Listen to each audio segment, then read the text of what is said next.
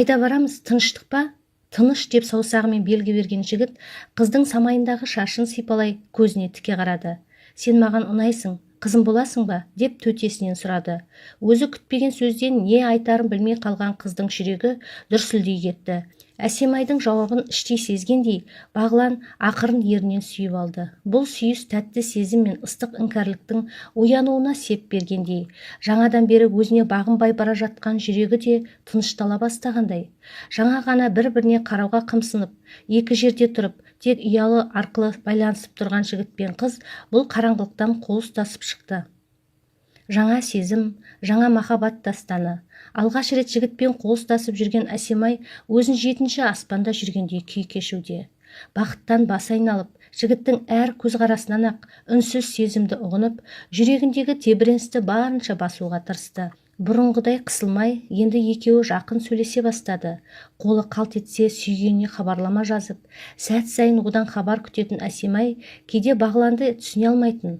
Қанша жерден арамыз жақын десе де, өзі туралы барынша құпия ұстағысы келетін жігіт көп дүниені жасырын ұстағанды жөн көретін. Тіпті кейде 2-3 күндеп жоқ болып та кететін әдет шығарды. Бірнеше күн іздеп, әбден үмітін үзе бастаған сәтте қайта оралып, түрлі сылтаулармен қызды алдап арбап алатын. Дәл солай 10 күн жоқ болып кеткен сүйгеніне алаңдаған Әсемай бүгін ұйқысынан көңілсіз оянды. Ұялысына қарап еді, 10 күн бұрынғы хабарламасы әлі бармапты. Жағдайына алаңдап, хабарын білер бірде-бір туысын немесе досын да танымайды екен. Селқос оянып, көңілсіз киімдерін киген Әсемай емтиханға дайындаламын деп үйінен ертерек шығып кетті.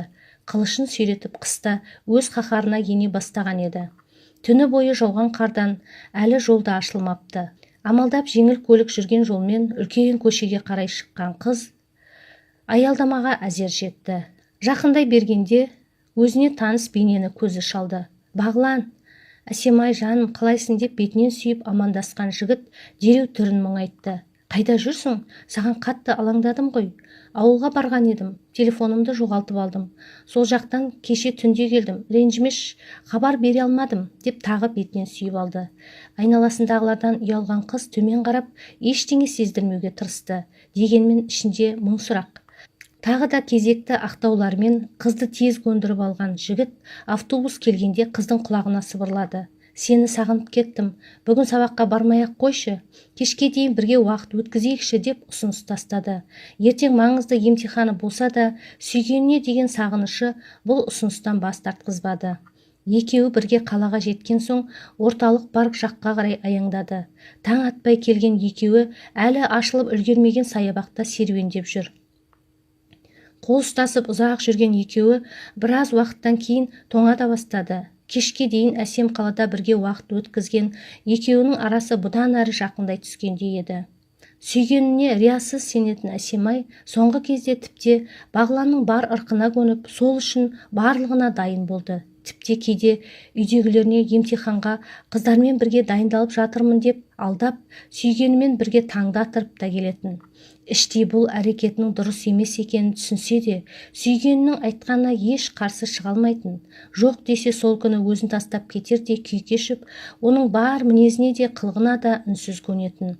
Емтиханы аяқталып, ауылына демалысқа қайтқан Әсемай сүйгенінен жырақта 2 аптасын әрең өткізді. Баяғыдай әр демалысында ата-анасына қолғабыс болудың орнына керісінше аңдығаны телефон болып, ұзақты күн бөлмесінен шыққысы келмейтін. Одан өзіне де белгісіз бір әлсіздік басып, жастыққа басы тисе ұйықтай да беретін. Сабағынан әбден шаршаған болар деген анасы да қызының бұл хәліне түсіністік танытуға тырысатын. 2 аптасы 2 жылдай өткен Әсемай Алматыға асыға жетті. Ағасы жұмыста болып, күтіп алуға келе алмайтынын білген қыз бірден сүйгеніне хабар берген еді. Екеуі қол ұстасып, жалдамалы пәтер жағалай сағыныштарын басу үшін кете барды. Дегенмен ауылдан бір түрлі шаршаңқырап келген Әсемай сол пәтерде сүйгенінің құшағында көзі ілініп ұйықтап кетіпті. Есіктің қатты дүрсілдеп ұрылғанынан шошып оянған қыз орнынан атып тұрды. Жан-жағына қараса ешкім жоқ. Әр жерде шашылып жатқан киімдерін тауып, аяқ-қолы дірілдей киіне бастаған қыз есік жақтағы таныс дауыстан одан әрі дегбір қашып барады. Қорқа-қорқа есікті әрең ашқан сол еді. Әлгі оңбаған қайда? Саған айтамын, қайда? Саған не істеді деп ағасы жанұшыра бөлмені аралап жүр. Дірілдеп өзінен өзі сөйлеп жүр. Әбден зәресі ұшқан Әсемай жанарынан аққан жасын сүрте есіктің алдында дірілдеп тұр. Аға, кешіріңізші, аға деп дауысы дірілдей әрең шығуда. Ақымақ басым-ай, ақымақпын. Саған не істеді әлгі оңбаған? Зорлады ма? Әлде деп қарындасына оқтала қарады. Көзін тарс жұмып алған қыз дірілдеп сөйлей алар емес. 4 жыл бұрын университеттің соңғы курс түлектері достарының туған күніне жиналып көңілді кеш ұйымдастыруда. Сол кафедегі официант қызға бір топ жігіттің көзі түсіп, қайбіріміз осы қызды қаратамыз деп ойнап бәстеседі. Дегенмен Алмат өзі достарымен бәстесіп алып, сол қызбен кездесіп жүріп ғашық болады. Нәп-нәзік талдырмаш қызбен кездесу үшін әр сәтті тағатсыздана күтетін. Шұғыла да жігіттің сезімінен кетәрі болмайды. Екеуі қол ұстасып жүріп, Алматының түнін талай бірге көшеде өткізетін. Таңға дейін екеуі сырласып, түнді таңға жалғайтын. Уақыт өте қарым-қатынастары одан әрі жақындап, сезімдері беки түседі. Сондай бақытты күндердің бірінде Шұғыла Алматтың о бастағы бәстесуі туралы біліп қояды. Оңбаған, сонда мені пайдалану үшін достарыңмен бәстестің бе деп бетінен салып қалған сәтте Алмат ештеңе түсінбей қалады. Ашуға булыққан қыз жігітті тоқпақтай бар өкпе ренішін айтып, жігіттің сөзін тыңдамай үйіне кете барды. Сүйгеніне қатты ренжіген қыз оның ақталуына да мүмкіндік берместен сол күні-ақ ауылына қайтып кетті. Шұғыланың ашуының басылғанын күткен Алмат дәл сол сәтте қызды қатты мазалай қоймады. Ауылында жүріп ашуы басылғанша біраз жүрмекші болған қыз үйіне келе мазасы болмайды. Жолдан тамақтан уланып қалған болармын бәлкім деп ауруханаға да барады. Дәрігер ұзақ тексеріп, соңында гинекологқа жіберген сәтте ғана не болғанын түсінді. Шағын ауылдағы емханада сөз тұрмайды ғой. Сол күні кешке-ақ ауылдың әйелдері өзара гу-гу әңгіме барысында Шұғыланың жүктілігі жөнінде сөз қылуда.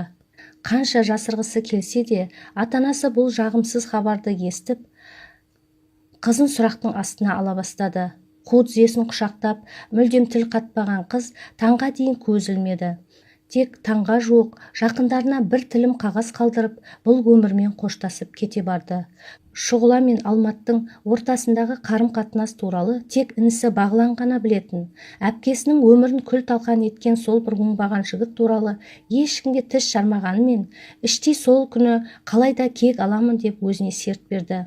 Арадан 4 жыл өткенде Алматыда әлгі жігітті кездейсоқ көріп қалған Бағлан артынан еріп барып, тұратын үйін анықтап алады да отбасын зерттей бастайды. Осылайша оның әдемі қарындасы Әсемайға көз түседі. Бастапқыда Алматыдан кек алмақ болған жігіт сол сәтте өз ойын өзгертіп, әпкесіне жасаған тірлігін қарындасына жасау үшін жоспар құрады. Сол оқиға болар күні Әсемайдың сусынына ұйықтататын дәрі қосып, пәтерде бірге уақыт өткізген соң сол сусынды береді. Тәтті ұйқыға кеткен қызды әбден фотоға түсіріп, қыздың телефонынан Алматқа хабарлама жіберді. Шұғылаға жасағаныңды қарындасыңа да жасадым, енді теңбіз деген хабарламамен қарындасының жалаңаш бейнесін көрген Алмат дірілдей телефон соға бастады. Артынша мекенжай жазылған хабарламаны оқи, ештеңеге қарамай сол пәтерге қарай жүгірген Алматтың өзегінен өкініш өртеп барады. Қыз ары, қазақ халқы үшін қашанда биік, дегенмен Алла алдында некесін қимай, ақ жолдан адасқан қаншама жастарымыз бары рас. Қыз сезімге ерік берсе де, жігіт ұстамды болса, қаншама қара көздеріміз адал жолмен адаспас еді. Әттең, өкініштісі, бұл кезде Әсемайдың да аяғы ауыр еді. Ағасының жасаған ісінің құрбанына айналған қыз тірі өлікке айналғандай. Қанша рет өз-өзіне қол жұмсамақ та болғанымен, ағасы мен жеңгесінің қолдауының арқасында өмірге шекесі торсықтай ұла келді. Ағайын туыстан, тіпті ата-анасынан да барынша жасырын ұстаған бауырлар баланы тула жеңгесінің атына жазып берді. Өмір бумеранг. Бұл өмірде жасаған әр амалымыз өзімізге оралары хақ. Сондықтан тек жақсы істер көбірек жасайық. Ұлымызға қызды қадірлеу, сыйлаудың мәнін ерте жастан ұқтырып, ал қызымызға ар-абыройдың маңызын әрдайым құлағына құйып отырайық. Ең бастысы, қыздарымыз жыламасын, өзге жанның құрбанына айналмасын.